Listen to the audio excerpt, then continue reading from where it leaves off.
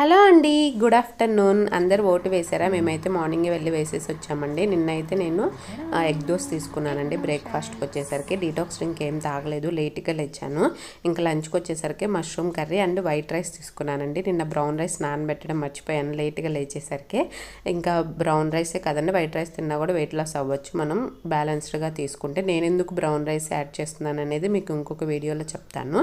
Next స్నాక్స్కి వచ్చేసరికి మనం కబోలి చనా అంటాం కదా, వైట్ శనగలతో చేశానండి ఈ స్నాక్ వచ్చేసరికి. ఇంకా ఈవినింగ్ ఈ స్నాక్ తీసుకున్నాము.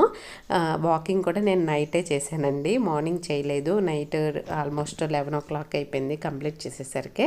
నైట్ డిన్నర్కి వచ్చేసరికి జొన్న రొట్టె ఇంకా కర్రీ ఉండిపోయిందండి, మష్రూమ్ కర్రీ, దాంతో తినేసాము. ఇంకా నా వాచ్ ఛార్జింగ్ అయిపోయింది, ఛార్జింగ్ పెడదామని చూస్తే ఛార్జర్ పాడైందండి. అందుకే ఇంకొక యాప్లో నేను వాకింగ్ చేసి పెట్టాను. వీడియో నచ్చితే లైక్ చేయండి.